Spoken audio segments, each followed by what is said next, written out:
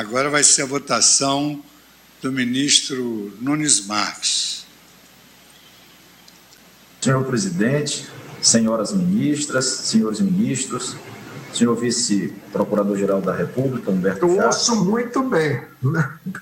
Então o defeito é meu. Secretário de Sessões do Plenário, muito boa tarde a todos. Senhor presidente, eu já vou iniciar pelo voto, abstendo a leitura do relatório. Para melhor compreensão da controvérsia, resumo que consta da denúncia oferecida nos autos da ação penal 504, 6512, 94, 2016, 4047000 Paraná, caso Triplex do Guarujá, cujo objeto é a apuração de condutas praticadas em detrimento da Petrobras, que por autoria de seus diretores nomeados pelo ex-presidente da República, Luiz Inácio Lula da Silva, e grandes empreiteiras, teriam formado um esquema criminoso voltado às obras da refinaria do Nordeste Abreu e Lima, RNEST e Compar, refinaria Presidente Getúlio Vargas, REPAR, com contratos firmados com a construtora OAS Consórcio Conest, RNEST, tendo o ex-presidente sido apontado como responsável pela manutenção do referido esquema criminoso.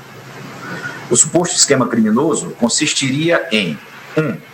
Acerto do pagamento de vantagem indevida pela construtora OAS nos contratos da Petrobras com o consórcio Conest, RNEST, em obras da refinaria do Nordeste Abreu e Lima, RNEST, e no consórcio Compar, em obras da refinaria Presidente Getúlio Vargas, RPAR, no montante de cerca de R$ 87.624.971,26, correspondente a 3% sobre a parte correspondente da construtora OAS nos empreendimentos referidos.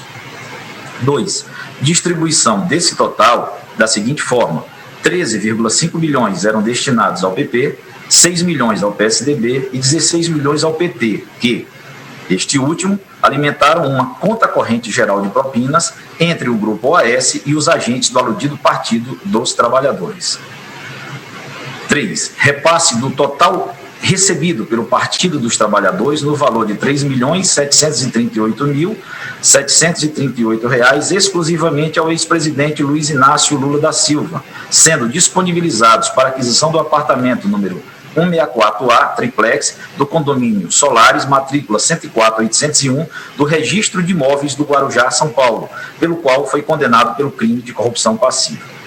Diante disso, verifica-se que o crime julgado na ação penal número 504, 651294, 2016, 4047000, Paraná, tem por objeto, em primeiro plano, crimes praticados em detrimento da Petrobras, justificando, ao meu sentir, a competência do Juízo Federal da 13ª Vara da Seção Judiciária de Curitiba, Paraná, por conexão, artigo 76, incisos 1 e 2 do Código de Processo Penal, com os crimes de corrupção ativa e passiva, bem como de ocultação e dissimulação dessas vantagens indevidas por parte dos dirigentes da construtora OAS, José Adelmário Pinheiro Filho e Agenor Magalhães Medeiros, e corrupção pelo diretor da Petrobras, Paulo Roberto Costa, em contratos firmados com os consórcios Compar e RNEST, Conest, com os mesmos acertos de propinas que geraram créditos na aludida conta corrente que beneficiaram o ex-presidente Luiz Inácio Lula da Silva. Por isso, ocorre no caso tanto a chamada conexão intersubjetiva por concurso, prevista no inciso 1 do artigo 76 do Código de Processo Penal, como motivo para a conexão das ações, visto como as infrações penais foram cometidas por várias pessoas com consciência e unidade de propósitos. Como também se verifica a conexão objetiva material, do inciso 2 do artigo 76, considerando-se que os crimes serviram para assegurar a execução de outros. E, finalmente, há também a conexão probatória ou instrumental, do inciso 3 do artigo 76, porque está claro que foi a investigação dos primeiros crimes, os ajustes entre as construtoras e agentes da Petrobras, que coletou provas que levaram ao conhecimento da segunda onda de crimes, não como achado fortuito, mas sim como desdobramento natural da compreensão mais ampla do esquema criminoso. Em que pese as alegações de que as condutas atribuídas ao paciente não foram diretamente relacionadas a contratos específicos entre Grupo OAS e a Petrobras, não é o que se verifica das provas documentais juntadas aos autos, em especial 1. contrato da Petrobras com o consórcio Compar, Odebrecht, UTC, Engenharia e OAS, para execução de obras do ISBL, da carteira de gasolina e UGHE-HDT, da carteira de coque da refinaria Getúlio Vargas, Repar, na região de Curitiba, estado do Paraná. Nos autos, as testemunhas, colaboradoras e não colaboradoras reafirmaram que deste contrato, o montante de 3% do valor total foi acordado com os dirigentes da Petrobras, no caso, diretoria de abastecimento e na diretoria de serviços, que seriam direcionados para a suposta conta corrente de propina, que ao final beneficiaram o ex-presidente Lula. 2. Relativamente às obras da refinaria Presidente Getúlio Vargas, na região metropolitana de Curitiba, houve a contratação da OAS, em conjunto com o Odebrecht, e a UTC Engenharia do consórcio Compar, pela Petrobras, para a construção da UHDTI, o GH, o DEA do COC e unidades que compõem a carteira de gasolina, com participação de 24% para a OAS, 25% para a UTC e 51% para a Odebrecht. Essa documentação relativa a essa contratação foi enviada ao juízo da 13ª Vara de Curitiba pela Petrobras e incluiu 1.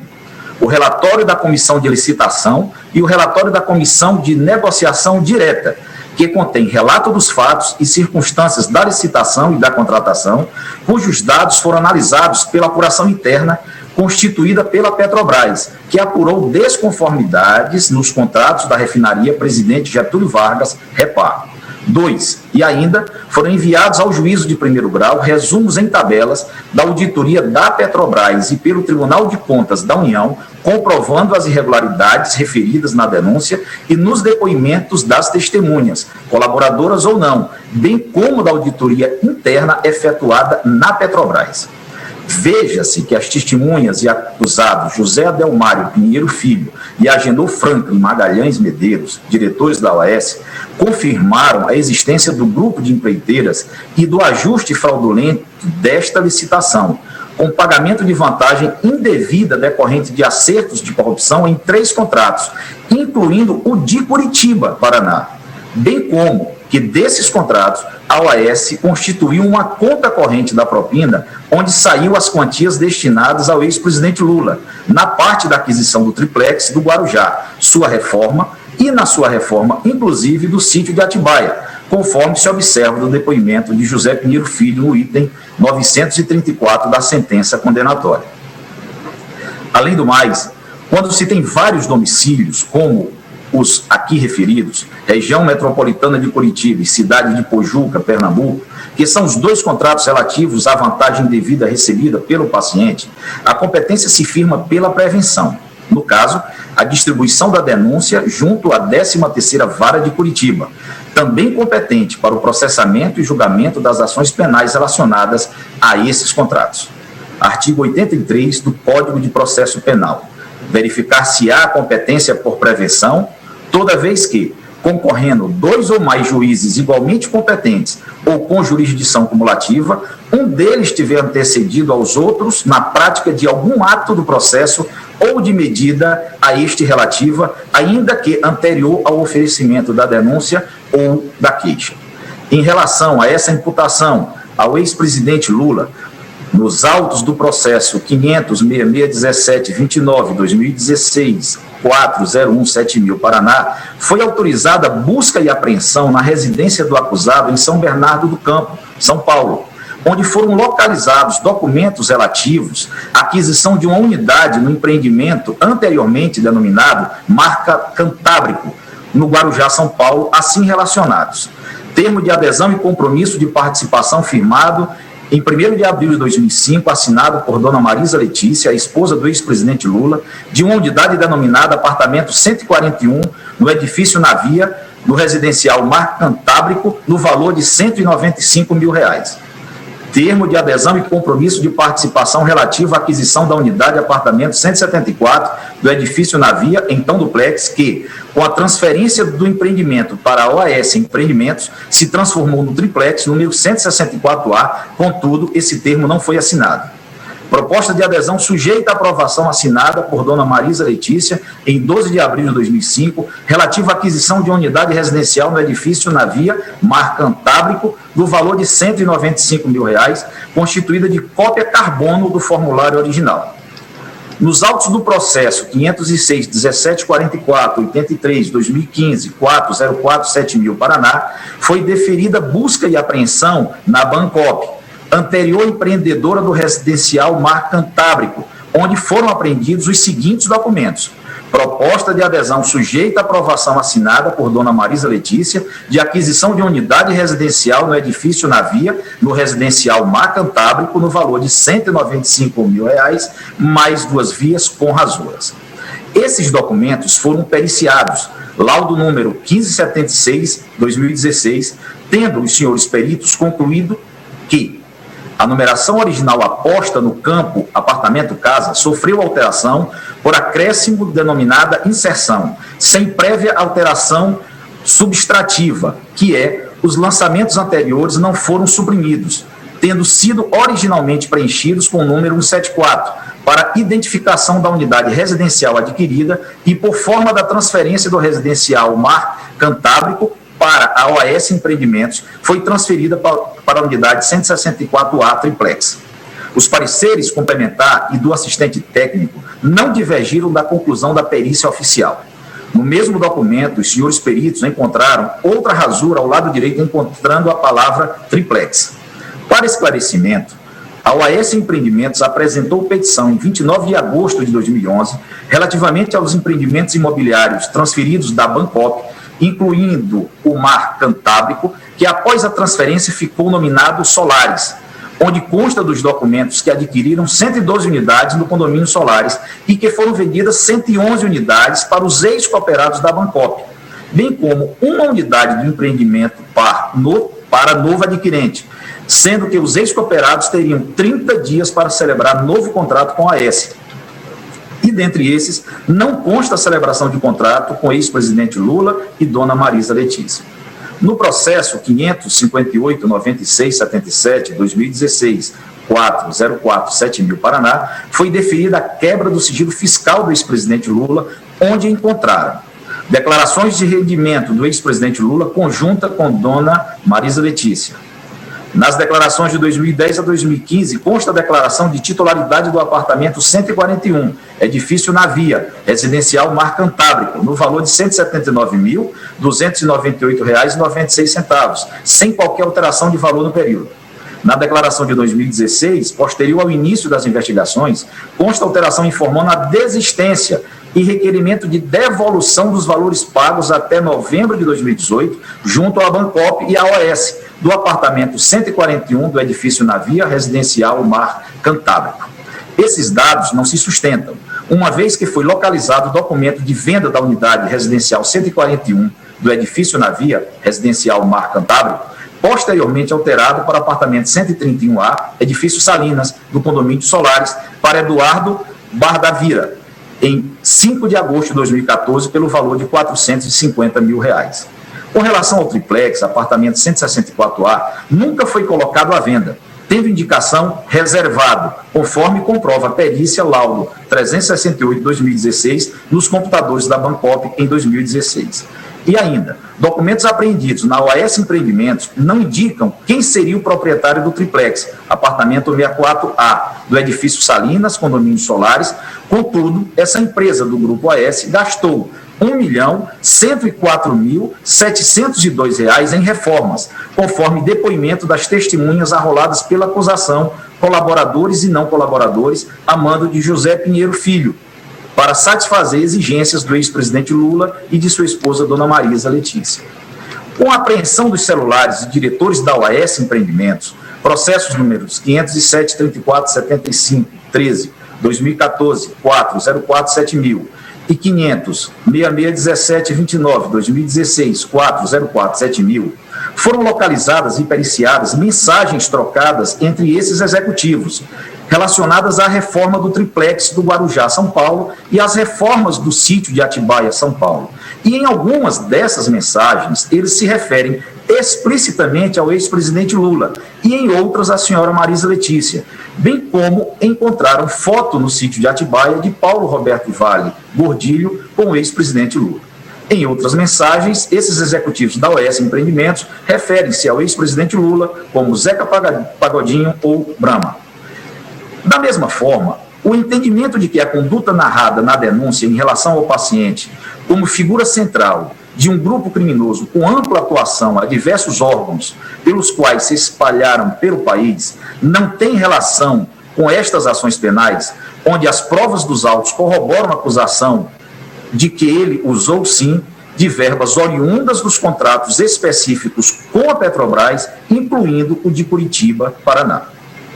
Assim, resumidamente, concluo pela existência de a conexão instrutória, contrariamente ao decidido pelo eminente relator, com fulcro no inciso 3 do artigo 76 do Código de Processo Penal, entre a ação penal 504.6512.94/2016, 404.7000 Paraná, e as várias ações penais que têm como objeto os contratos firmados pela Petrobras, sendo um deles diretamente firmado na região metropolitana de Curitiba, consórcio Compar, para obras de construção na refinaria Presidente Getúlio Vargas, processados e julgados pelo juízo da 13ª Vara Federal de Curitiba, Paraná. B. Conexão intersubjetiva prevista no inciso 1 do artigo 76 do Código de Processo Penal, uma vez que diversos réus condenados na ação 504.6512, dígito 94, 2016, 404.7000 Paraná, também figuram como denunciados ou condenados em outras ações penais que têm como origem a Operação Lava Jato, tramitando no mesmo juízo da 13ª Vara Federal da Seção Judiciária de Curitiba, Paraná, o que, de fato, determina a reunião desses processos, no interesse da instrução processual perante esse juízo, prevento, e que tem mais conhecimento e proximidade com as provas colhidas. C. Conexão objetiva, inciso 2 do artigo 76 do Código de Processo Penal, já que o crime atribuído ao paciente foi concretizado mediante crimes anteriores, adrede executados com o propósito de assegurar a execução do último elo da cadeia criminosa. 2. Em relação às ações penais números 502.1365.32, 2017, 404.7000 Paraná, sítio de Atibaia, São Paulo, 506.31.30, 17, 2016, 404.7000 Paraná, sede do Instituto Lula, e 50.44.305.83, 2020, 404.7000 Paraná, doação Instituto Lula. Vejamos. A. Na ação penal 502.1365.32, 2017, 404.7000 Paraná, restou comprovado que o Grupo Odebrecht, o Grupo OAS e José Carlos Marques Bunlai, de fato, realizaram reformas no sítio de Atibaia, no montante de R$1.020.000 para favorecer o ex-presidente Lula. Algumas dessas reformas efetuadas em 2010 e o restante em 2014. A denúncia narra que esses valores estavam vinculados a acordos entre o ex-presidente e o Grupo Odebrecht, bem como ao Grupo OAS. Neste, vale lembrar, foi encontrada pela investigação a conta corrente geral de propinas, proveniente dos contratos da OAS com a Petrobras, e José Carlos Costa Marques Bunlai, representando vantagem devida oriunda de acertos junto ao esquema criminoso. Recorde-se que as testemunhas e acusados José Adelmário Pinheiro Filho e Agenor Franklin Magalhães Medeiros, diretores da OAS, confirmaram a existência do grupo de empreiteiras e do ajuste fraudulento de licitações, com pagamento de vantagem devida decorrente de acertos de corrupção em 3 contratos, incluindo de Curitiba, Paraná, bem como que desses contratos a OAS constituiu uma conta corrente da propina, de onde saíram as quantias destinadas ao ex-presidente Lula, na parte da aquisição do triplex do Guarujá, sua reforma e na reforma, inclusive, do sítio de Atibaia, conforme se observa do depoimento de José Pinheiro Filho, no item 934 da sentença condenatória. Contra essa assertiva fática, o ex-presidente não se desincumbiu de provar o contrário. Não consta dos autos qualquer valor disponibilizado para pagamento dessas reformas feitas pelo ex-presidente Lula, como reembolso ou pagamento das obras efetuadas. E mais, a apreensão dos celulares dos diretores da OS Empreendimentos, nos quais foram localizadas e periciadas mensagens trocadas entre os executivos relacionados à reforma do triplex do Guarujá e às reformas do sítio de Atibaia, consta que, em algumas dessas mensagens, eles se referem explicitamente ao ex-presidente Lula e, em outras, à senhora Marisa Letícia. Há de se verificar que não foi um pequeno conserto no imóvel, mas foi uma imensa reforma que custou mais de R$1 milhão. B. Ação penal 506-31-3017-2016, 404-7000, Paraná. Nestes autos, o Ministério Público Federal demonstrou que, igual ao acerto com o Grupo OS, o Grupo Odebrecht também mantinha com o ex-presidente Lula uma conta corrente geral de propinas que teria, na sua origem, contratos celebrados com a Petrobras, tendo ela servido de vantagens indevidas na forma de aquisição de imóvel em benefício do ex-presidente e do Instituto Lula. C. Ação penal 504-4305-83-2020, 404-7000, Paraná, consta da denúncia que, com o mesmo modo de operação, foram disponibilizadas vantagens indevidas concedidas ao ex-presidente Lula, na forma de doações ao Instituto Lula, valores oriundos de contratos com a Petrobras com o Grupo Odebrecht. Nesses termos, verifica-se que os fatos lícitos versados nas ações penais acima descritas estão, de fato, associados diretamente ao esquema criminoso de corrupção e lavagem de dinheiro investigado no contexto da Operação Lava Jato, cuja lesividade veio em detrimento exclusivamente da Petrobras. E, em assim sendo, a competência, ao meu sentir, é da 13ª Vara Federal da Seção Judiciária de Curitiba, no Paraná. A reunião de processos por conexão ou continência responde, antes de tudo, a uma necessidade de racionalização do serviço judiciário e de eficácia da jurisdição. Não se afasta, por esse mecanismo, nenhuma competência absoluta fixada em lei, mas apenas se faz uma ponderação, aliás, autorizada expressamente por lei, no artigo 76 do CPP, no sentido da conveniência de junção de processos que tramitem em separado ou que tenham sido iniciados no mesmo órgão judiciário, porém em diferentes momentos. A competência territorial entre órgãos judiciários com a mesma competência material e a competência em razão da distribuição na mesma comarca ou seção judiciária são as únicas que podem ser afastadas por força da conexão e da continência. Vê-se que o legislador parte do pressuposto de que, em certas situações, tendo os órgãos judiciários o mesmo grau hierárquico e sendo presumivelmente ocupados por juízes com a mesma capacidade intelectual e de trabalho, não faz sentido deixar correr em separado ações que, conjuntamente, podem ser resolvidas com maior presteza e sem risco de contradições. Esse é o espírito da reunião de processos por conexão ou continência. Não há, no caso, a demonstração que haveria uma competência exclusiva de outro órgão jurisdicional que não a 13ª Vara da Seção Judiciária do Paraná. A competência de outro órgão seria, no máximo, concorrente e, no entanto, acabou por firmar-se, no caso, por razões perfeitamente legítimas e com base na legislação, a competência da 13ª Vara da Seção Judiciária do Paraná, razão pela qual não vejo qualquer motivo para a decretação da incompetência deste juízo. Acresce que a competência da 13ª Vara Federal da Seção Judiciária de Curitiba já foi decidida pelas 3 instâncias anteriores, por conexão e por prevenção aos crimes praticados contra a Petrobras, onde o primeiro crime investigado na operação por lavagem de dinheiro foi consumado na cidade de Londrina, no estado do Paraná. A controvérsia em saber se o juízo em questão é competente ou não para processar e julgar as ações penais que tem o ex-presidente Lula, denunciado por crime de corrupção passiva e lavagem de dinheiro, foram excepcionadas nas instâncias ordinárias, e por ocasião do julgamento dos embargos de declaração no agravo regimental, no recurso especial 1.765.139, Paraná, a 5ª turma do Superior Tribunal de Justiça, relator o ministro Félix Fischer, publicado no Diário de 15 de setembro de 2020, também manteve a competência da 13ª Vara Federal de Curitiba, concluindo que a conexão entre os fatos apurados nos autos e demais feitos originários da Operação Lava Jato cujo processamento e julgamento compete à 13ª Vara de Curitiba, já foi, como amplamente demonstrados nas decisões anteriores, examinada nas exceções de incompetência criminal 505.6204/2016, 47000 Paraná, e número 505.3657, 07/2016, 4047000 Paraná, e devidamente abordados pelas instâncias ordinárias. E somente elas possuem ampla cognição sobre as questões de natureza fática para avaliar a utilidade da conexão probatória com a colheita de provas e a sua confirmação em sede recursal.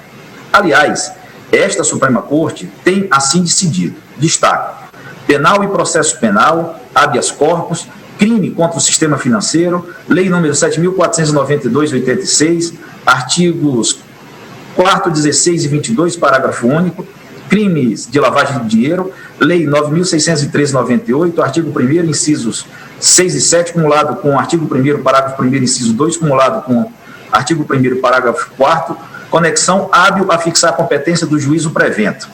A decisão de exceção de incompetência relativa que rejeita a alegada incompetência do juízo, declarando-o competente ao afirmar a conexão hábil a manter o feito sob sua jurisdição, torna a matéria preclusa, mercê de eventual nulidade quanto ao critério territorial ser relativa.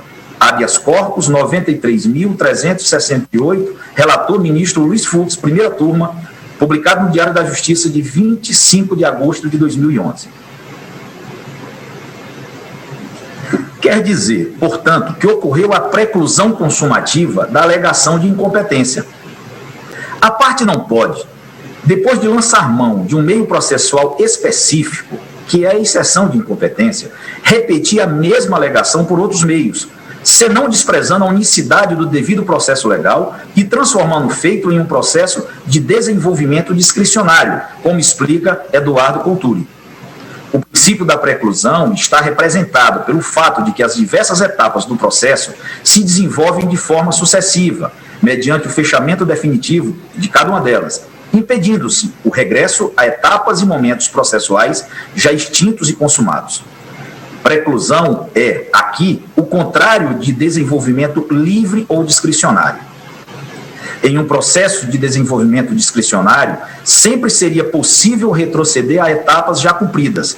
Em um processo denominado pelo princípio da preclusão, extinta a oportunidade processual para realizar um ato, este ato já não poderá realizar-se mais.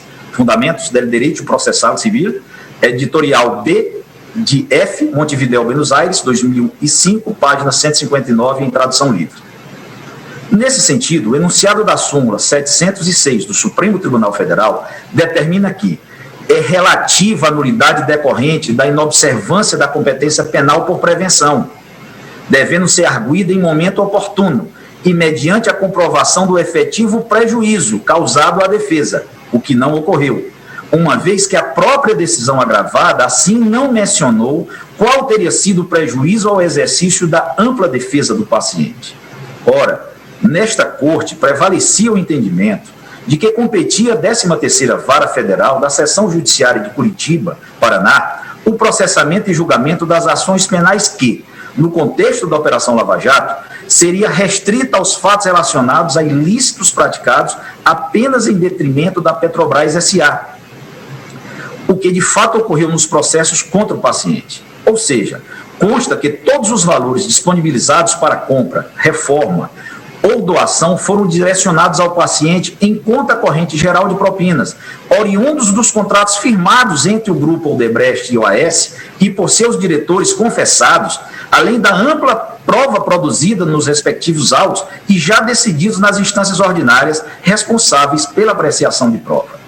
E mesmo que essa corte entenda que a questão não se encontra preclusa, diante dos julgamentos nas instâncias ordinárias, trata-se, em caso de recurso em habeas corpus, e tendo os tribunais anteriores vislumbrado de maneira devidamente fundamentada a existência de conexão entre os delitos apreciados, não ação penal de origem, e os processos relacionados à Operação Lava Jato, não há, nesse particular, como ser reconhecido pela via estreita do habeas corpus, o que implicaria em necessário revolvimento fático probatório, o que não se admite. Com relação à coisa julgada em preclusão, a doutrina menciona a necessidade de aplicação da proibição do comportamento contraditório, de acordo com os pressupostos de 1. Existência de atos processuais sucessivos no tempo. 2. Incompatibilidade do ato posterior com o comportamento anterior. 3. A verificação de uma legítima confiança na conservação do primeiro ato. 4. A quebra da confiança na contradição comportamental. Antônio do Passo Cabral, em sua obra Coisa Julgada em Preclusões Dinâmicas, em Juspódio, edição Salvador, página 64, descreve que a coisa julgada proporcionaria segurança àquela relação disputada no processo, colocando uma pedra sobre as incertezas que pesavam sobre qual deveria ser o regulamento do conflito. A sentença passada em julgado estampa um carimbo de certeza e elimina a insegurança e a descoincidência das visões das partes durante a litigância impunha. Vale dizer, após a formação da coisa julgada, a incontestabilidade do que foi decidido, a ela inerente, seria o elemento que garantiria a segurança jurídica no processo. Portanto, nesta linha, a coisa julgada criaria um estado de certeza ou estado de paz, essencial para o tráfego jurídico, e seria um preço que a sociedade paga por viver no Estado de Direito. Por isso, nos presentes autos, com a devida vênia, o reconhecimento da incompetência, nesse caso, seria contraditório, uma vez que, 1. Não apenas as instâncias inferiores, mas também este Supremo Tribunal Federal manteve a competência da 13ª Vara Federal para processar e julgar os crimes objetos do processo informados pelos impetrantes. Agravo regimental na petição 7841, relator ministro Edson Fachin, relator para o acordo ministro Ricardo Lewandowski, julgado em 18 de agosto de 2020, caso triplex do Guarujá, julgado prejudicado, contudo, o plenário da Corte afastou a natureza constitucional da questão, concluindo que não é possível, em sede extraordinária, o reexame dos fundamentos da caracterização das hipóteses de conexão instrumental, tendo em vista que tal providência pressuporia o revolvimento de matéria fático-probatória, o que não se coaduna com a súmula número 279 do Supremo Tribunal Federal, o que se aplica em sede de habeas corpus. ARE número 895272, relator ministro Gilmar Mendes, segunda turma, julgado em 28 de agosto de 2015. ARE 822.725, em sede de agravo regimental, relator ministro Dias Toffoli, primeira turma, publicado no Diário de 23 de fevereiro de 2015. E recurso extraordinário 639.733, em sede de agravo regimental, de relatoria do ministro Ricardo Lewandowski, segunda turma, publicado no Diário de 27 de maio de 2014, entre outros. E no mérito, decidiu o plenário da Corte que a competência é definida à luz das asserções da acusação, de modo que a rigidez da competência jurisdicional não pressupõe a precedência da pretensão acusatória. 2. Conclusões diametralmente opostas quanto à questão de incompetência do juízo da 13ª Vara da Seção Judiciária de Curitiba. Ao analisar o acima descrito, conclui-se a total incompatibilidade entre os fundamentos das decisões anteriores, no caso do juízo singular da primeira instância, do Tribunal Regional Federal da 4ª Região, do Superior Tribunal de Justiça e do Pleno deste Supremo Tribunal Federal com a decisão ora agravada. 3. Quebra da confiança na contradição comportamental. Extrai-se das circunstâncias fáticas dos autos, uma vez que, entre os processos anulados na decisão agravada, encontram-se autos da denúncia oferecida na ação penal 504, 65, 12, 94, 047000 Paraná, em 2016, evidenciando assim a perpetuação da competência por período de 5 anos, sendo irrazoável agora se concluir em sentido contrário, tratando-se a Operação Lava Jato de um conjunto complexo e dinâmico de atos ilícitos praticados no contexto de organizações criminosas estruturalmente ordenadas e caracterizadas por múltiplas divisões de tarefas, onde foram desviados mais de 4 bilhões em contratos firmados com a Petrobras. Assim, se extrai a necessidade de ser preservada a competência da 13ª Vara da Seção Judiciária de Curitiba, Paraná, em prestígio à segurança jurídica, à luz das asserções da acusação, conforme decidido pelo plenário dessa Corte por ocasião do julgamento da petição número 7841. E ainda que assim não seja, a alegada incompetência, que é em razão do lugar, também denominada de territorial, se afirma induvidosamente como incompetência relativa. Nesta hipótese, incompetência relativa, os atos decisórios e as provas não devem ser anulados, devendo o juiz receber os autos no estado que estão, motivo pelo qual também não acompanho, com a máxima vênia, o eminente relator quanto à anulação dos atos decisórios. Nesse sentido, é a jurisprudência desta Suprema Corte. Recurso em habeas corpus, processual penal, crimes sexuais contra crianças e adolescentes, réu com foro por prerrogativa no Tribunal de Justiça Local, competência por prevenção, nulidade relativa, súmula 706, Supremo Tribunal Federal, preclusão, possibilidade de retificação dos atos decisórios pelo relator prevento, alegação de ausência de fundamento idôneos para manutenção da prisão preventiva, improcedência, excesso de prazo da custódia cautelar e inocorrência no caso. Vou ao ponto que interessa. Enquanto não reconhecida a incompetência relativa, são vários os atos praticados até então, cabendo ao magistrado que recebeu o processo prosseguir com os demais atos processuais, reconhecendo-se válidos todos os anteriores praticados pelo juiz tido como incompetente. No caso, tão logo verificada a prevenção de outro membro do tribunal para relatar a ação penal, os outros foram imediatamente a ele redistribuídos, ocasião em que ratificou todos os atos decisórios proferidos, inclusive o decreto de prisão cautelar. Recurso em habeas corpus, número 127.757, DF, relator, ministro Teori Zavascki, segunda turma, julgado em 2 de junho de 2015. A pedra de toque no tema das nulidades é: não há nulidade sem prejuízo, como está na fórmula francesa pas de nullité sans grief. E no nosso Código de Processo Penal, artigo 563, nenhum ato será declarado nulo se da nulidade não resultar prejuízo para a acusação ou para a defesa. Mesmo que se admita, em hipótese, o fato de que a causa tenha tramitado em uma vara federal, que territorialmente não seria competente para julgá-la, coisa que entendo que não ocorreu, uma vez que o juízo de primeiro grau era competente, como acima demonstrado, tal fato não tem relevância suficiente para anular o feito, se a sentença foi proferida. Isso é o que decorre de fato de que a incompetência territorial, cuja gravidade é mínima. Essa interpretação decorre do que dispõe o artigo 82 do Código de Processo Penal. Se, não obstante a conexão ou continência, forem instaurados processos diferentes, a autoridade de jurisdição prevalente deverá avocar os processos que corram perante os outros juízes, salvo se já estiver com sentença definitiva. Nesse caso, a nulidade dos processos só se dará ulteriormente para o efeito de soma ou de unificação das penas.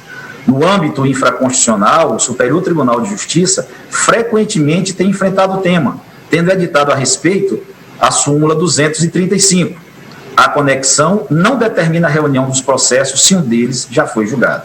Ora, se a falta de reunião de processos conexos não anula os atos, se houver sentença, a reunião equivocada de processos não conexos também não pode implicar qualquer tipo de nulidade.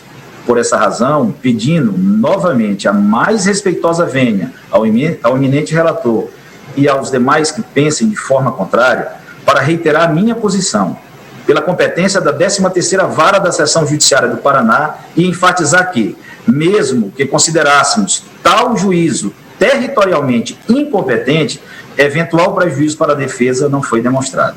Friso que, na pior das hipóteses, o deslocamento do feito deveria ocorrer no estado em que o processo se encontra, preservados os atos decisórios ou, no mínimo, as provas produzidas.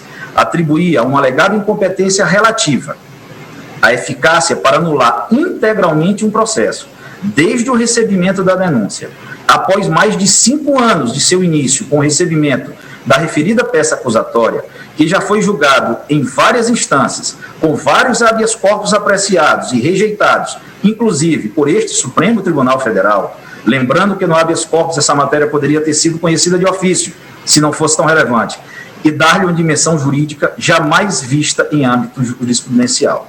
A preservação dos atos decisórios, ou, no mínimo, das provas produzidas, seria o razoável a se fazer em caso de ser adotada tal solução.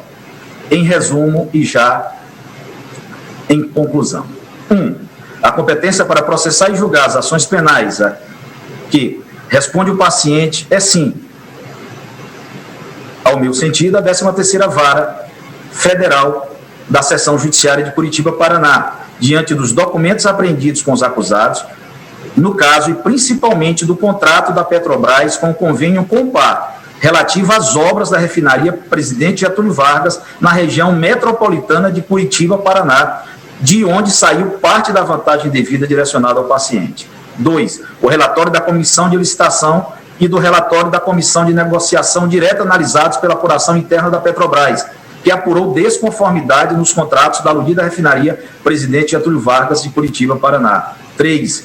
Dos documentos apreendidos na residência do paciente, onde demonstra, de fato, a propriedade do triplex do Guarujá e do sítio de Atibaia, que foram reformados por verba utilizada dos valores indevidamente adquiridos, abastecidos por contratos com a Petrobras, incluindo a refinaria de Curitiba, no Paraná.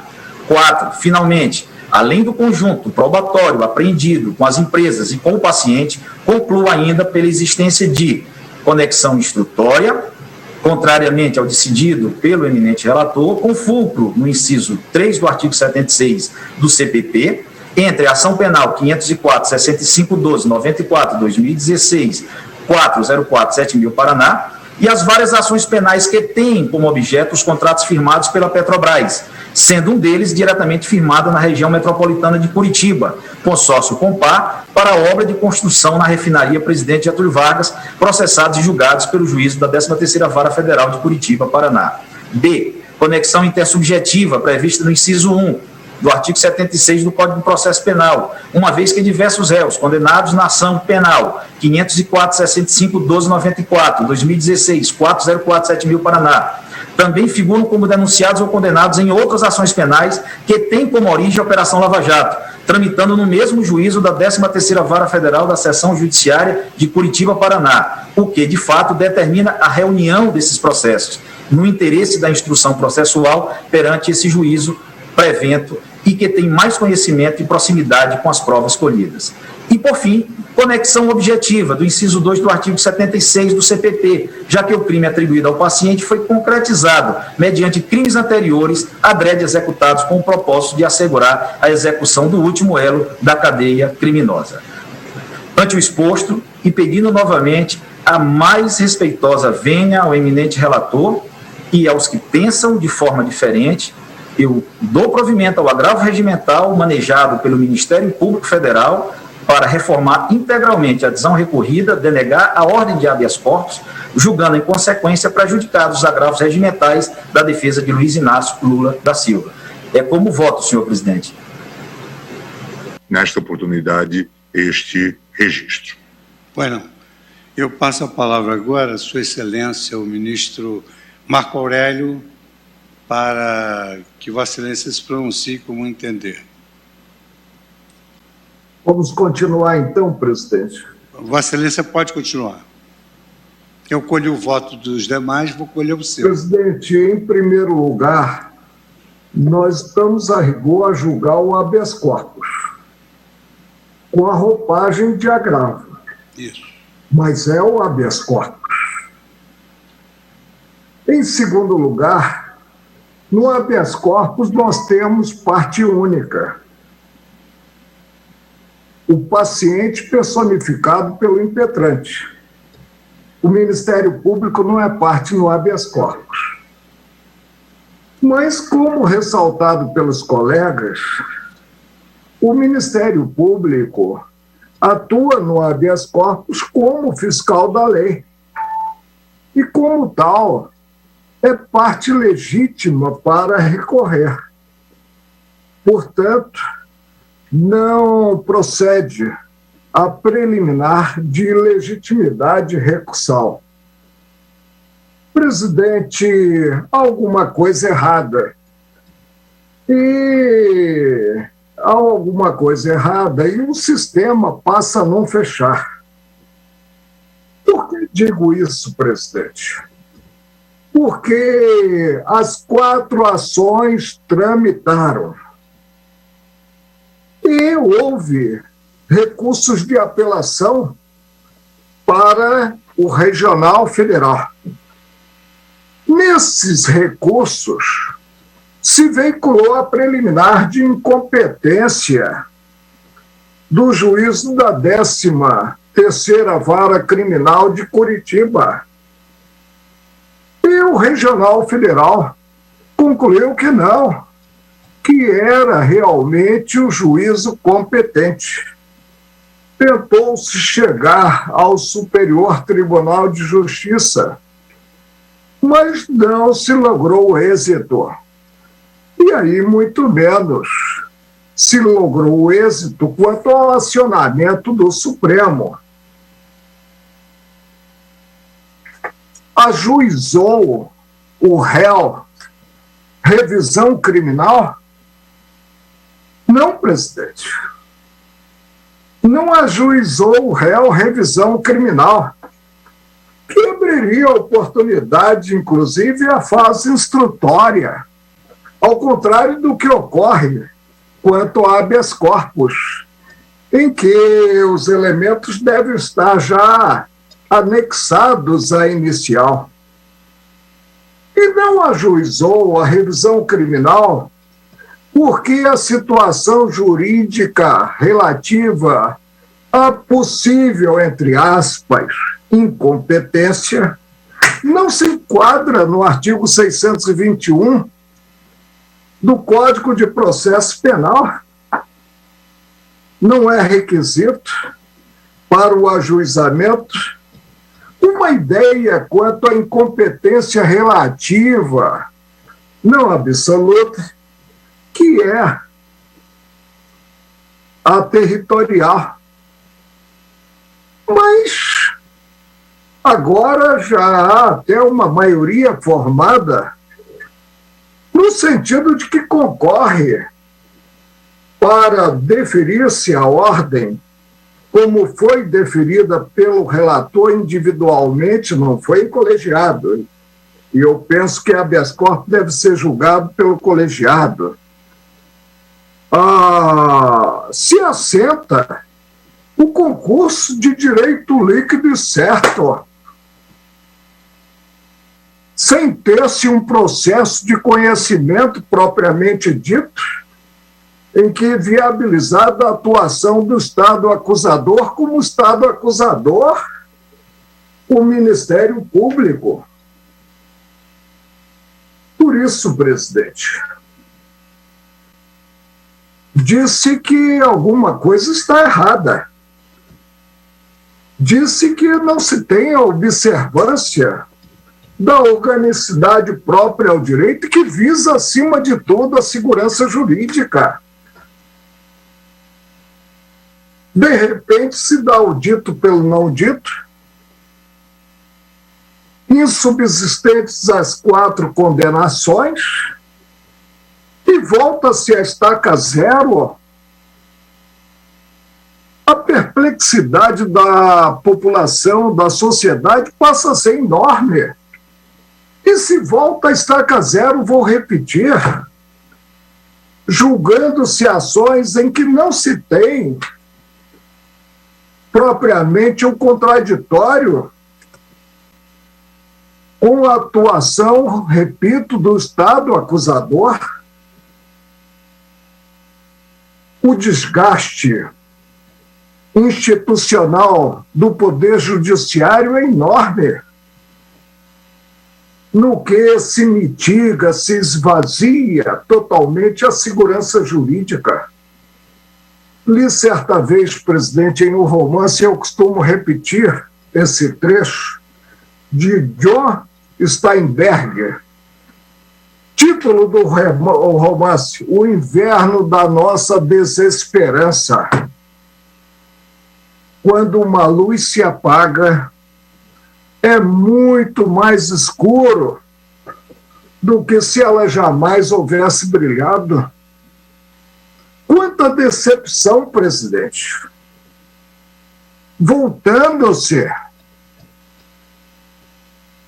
no julgamento de habeas corpus, a estaca zero, dando-se o dito, e os processos crime percorreram as diversas instâncias, pelo não dito, peço vênia, presidente, para entender, convencido, segundo minha ciência e consciência principalmente, que procede às inteiras o recurso interposto pela Procuradoria-Geral da República. Não se tem como, a esta altura, a voltar ao que eu apontei como estaca zero. E não cabe argumentar que precisamos ter concorrente em 2022. Presente possível reeleição do atual presidente da República. Isso não é argumento jurídico. O que eu quero saber é onde a maioria está vendo o direito líquido e certo a fulminar-se os processos crime, voltando-se à estaca zero, que tramitaram nas instâncias ordinárias. As apelações conduziram a preliminar de incompetência e não se logrou êxito. Agora, numa via afunilada, sem o ajuizamento de revisão criminal, em que, viabilizada a instrução, chega-se à conclusão de que procede a articulação de incompetência relativa, como é a territorial. E, de início, presidente, qualquer juízo federal poderia ter julgado essas ações, mas a organicidade definiu a competência do juízo da 13ª Vara Criminal de Curitiba. E por que isso ocorreu?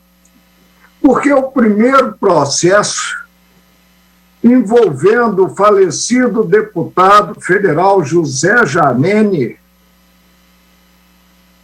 e um doleiro, versando corrupção e lavagem de dinheiro, porque a lavagem ocorreu em Londrina, surgiu no Paraná.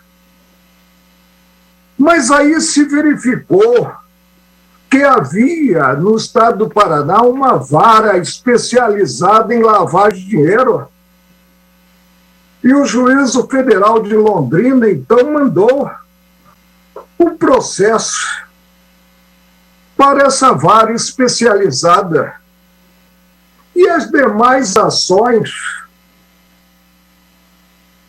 verificada a conexão probatória, verificada a continência, envolvidos réus diversos, foram alcançadas pela via atrativa e reunidas nesse juízo. Esse fenômeno é um fenômeno previsto na legislação instrumental. Não se trata aí de eleger o juízo da 13ª Vara Criminal de Curitiba como um juízo universal, como se não se tivesse outros juízes capazes de atuar. Peço vênia, presidente, para não decepcionar a sociedade brasileira. Peço vênia, presidente, para entender que, mediante penada única, em primeiro lugar, não incumbia ao relator julgar a matéria de fundo do habeas corpus. Em segundo lugar, julgando-a quanto a um dos processos crime, não cabia estender a concepção formada, o entendimento formado, às demais ações. Provejo, presidente, acompanhando o ministro Nunes Marques, o recurso ordinário para afastar do cenário jurídico essa reversão que, para mim, discrepa mais não poder da organicidade do direito. É como voto. Muito obrigado, Marco Aurélio. Eu recebo aqui uma informação. Cabe a mim esse último voto na qualidade de presidente, e eu vou procurar também ser sucinto, tendo em vista que eu imaginava que colheríamos o voto do ministro Barroso noutra oportunidade. Fiz aqui inúmeras anotações, tenho um voto extenso, mas vou apenas, digamos assim, me limitar a alguns aspectos que aqui foram suscitados. No primeiro plano, sobre o aspecto interdisciplinar, eu gostaria de, digamos assim, aderir à preocupação que o ministro Marco Aurélio se referiu, e também agora o ministro Luiz Roberto Barroso, quando aduz que essa decisão não terá efeito sistêmico, para esclarecer de maneira muito simples que essa decisão ela não derrui a Operação Lava Jato. É apenas uma decisão referente aos casos específicos a que ela se refere. Esse é um esclarecimento que o ministro Marco Aurélio procurou fazer e que agora o ministro Barroso também acaba de destacar a inexistência de efeito sistêmico em relação a essa decisão. Foi uma incompetência declarada no caso concreto. Por outro lado, tanto o ministro Marco Aurélio quanto o ministro Alexandre de Moraes, eles destacaram que se trata de uma incompetência territorial. Como eles sabiam, essa incompetência territorial ela é relativa e ela se prorroga, porque é uma incompetência que se estabelece porque o réu é sujeito da lide e sujeito à lide, ou seja, deve-se litigar em relação ao réu no melhor lugar em que ele possa se defender. Essa é a ratio essência da competência territorial. Muito embora a competência territorial seja relativa, evidentemente que, por vezes, ela pode carrear algum prejuízo. E o que eu verifico? Em todos os casos em que se decreta nulidade, há uma regra básica, qual seja, não se decreta a nulidade quando não há prejuízo. E ontem eu aqui verifiquei, através de uma leitura do eminente relator, a quem eu peço vênia para trazer, digamos assim, esses argumentos adversos, que a defesa ela se desincumbiu da sua tarefa à saciedade, apresentando quase que uma centena de peças processuais. Ora, se não se decreta nulidade quando não há prejuízo, qual foi o prejuízo da defesa? Não se pode contar se a sentença foi condenatória ou absolutória. O prejuízo da defesa, ele está adstrito ao fato de que a defesa não teve condições de exercer todas as suas faculdades processuais, seus direitos processuais, em razão da ação ter sido aforada em outro território.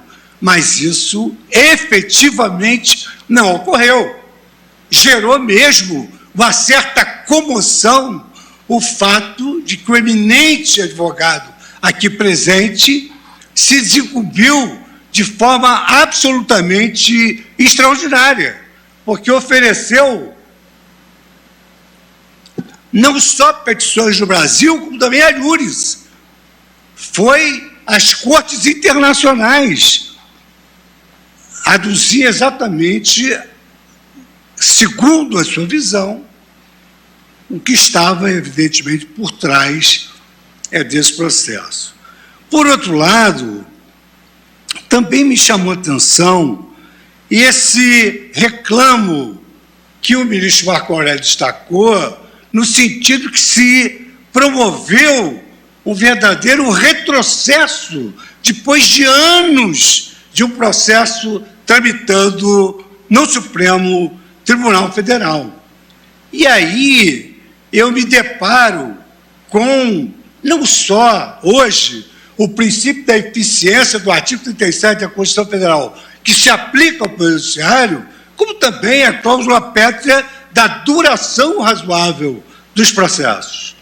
Então, na verdade, uma ideia ilusória que a duração razoável dos processos não interessa aos réus, também interessa aos réus, quando eles pretendem se ver desvencilhar da acusação penal rapidamente. Então, na verdade, não há nulidade sem prejuízo. Isso em primeiro lugar. Em segundo lugar, a natureza da incompetência relativa, que é uma incompetência prorrogável, a incompetência territorial, ela foi debatida em todas as instâncias do Poder Judiciário. Foi debatida em primeiro grau, foi debatida em segundo grau de jurisdição, foi debatida no Superior Tribunal de Justiça. E foi debatida sob o ângulo infraconstitucional, sob o ângulo das regras do CPP, do Código de Processo Penal. E foi rejeitada e não houve o oferecimento de uma revisão criminal. Por outro lado, hoje, o que se preconiza para o processo, que não é um fim em si mesmo, mas é um instrumento de realização do direito material, o que se preconiza é que, quando se dá a incompetência do juízo, faz-se a translatio iudice, ou seja, passa-se para o juiz competente, e esse juiz competente, simplesmente, ele pode ratificar todos os atos praticados pelo suposto juiz incompetente. Mas, na verdade, em caso, a matéria foi toda debatida no plano infraconstitucional, foi considerada, e eu entendo que o ministro Alexandre de Moraes tem razão, no sentido que a incompetência é territorial, a incompetência territorial é relativa, e a incompetência relativa se prorroga. E ainda que assim não fosse, a própria súmula 706 do Supremo Tribunal Federal é claríssima. É relativa à nulidade decorrente da inobservância da competência penal por prevenção. É relativa. Então, o próprio Supremo Tribunal Federal, digamos assim, mitiga a gravidade desse defeito que, eu repito, foi discutido no plano infraconstitucional. Por outro lado, eu trago aqui, eu vou fazer a juntada de voto, precedentes do próprio Supremo Tribunal Federal, dizendo que, em caso de incompetência relativa, não se anulam esses atos decisórios, não são anuláveis os atos decisórios. E o próprio juízo, que se desloca a competência, pode chegar à conclusão que todos os atos estão perfeitos, inclusive o próprio pronunciamento final dele, juízo supostamente incompetente. E eu trago precedentes de toda a corte, e trago aqui, inclusive, trechos de acordos que nós debatemos e que agora houve essa mudança de foco que eu respeito com a devida vênia. De sorte que eu, analisando todos esses aspectos, me sentindo instado a votar agora de forma sumária, na medida em que a presidência também tem outros compromissos, eu também queria só falar uma última palavra sobre a legitimidade do Ministério Público, que é uma oportunidade que nós temos de fixar um entendimento em razão de outros processos que advirão. A Constituição Federal, ela estabeleceu que o Ministério Público exerce uma função essencial à prestação da justiça. E, por outro lado, admite a integração do processo penal através das regras do processo civil. E já sob a égide do Código de 73, o Ministério Público, pelo artigo 499, parágrafo 2º, que é repisado agora pelo artigo 996, pode recorrer tanto quando atua como parte, como quando atua como fiscal da lei. Porque como é que nós vamos interditar o recurso do Ministério Público como fiscal da lei, se pela Constituição Federal ele fiscaliza o cumprimento da ordem jurídica? Isso seria, efetivamente, uma contradição in terminis. E, por fim, para não deixar escapar alguns dos argumentos aqui utilizados, eu verifico que, como disse o ministro Marco Aurélio, nós estamos julgando o habeas corpus. E essa aferição ou não da conexão probatória é extremamente complexa. Então, é absolutamente inviável o oferecimento de um habeas corpus para analisar fatos e provas e verificar se há ou não conexão probatória. Há inúmeros habeas corpus no sentido de que essa matéria é absolutamente impassível de ser apreciada em sede de habeas corpus.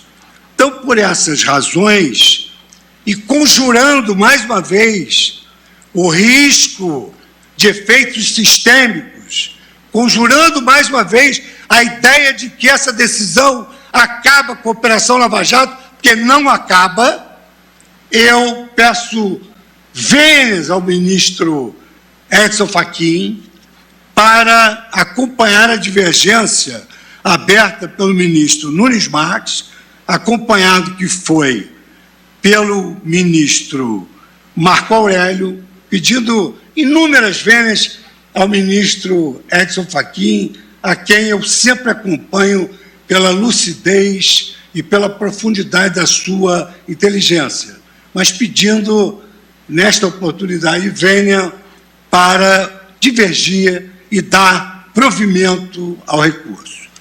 E proclamo o resultado. A Corte, por maioria, negou provimento ao recurso nos termos do voto do relator, Sua Excelência, o ministro Edson Fachin, vencidos os ministros Nunes Marques, Marco Aurélio e Luiz Fux. Eu agradeço muitíssimo a colaboração de todos até essa hora, e na quinta-feira, então, ministro Edson Fachin, nós prosseguiremos o último capítulo da decisão, que é o capítulo referente à suspeição. Então, com a vênia de todos, agradecendo a colaboração dos servidores, dos ministros, do advogado presente, que hoje teve concedida a palavra tal como solicitara, agradecendo ao nosso Procurador-Geral da República também.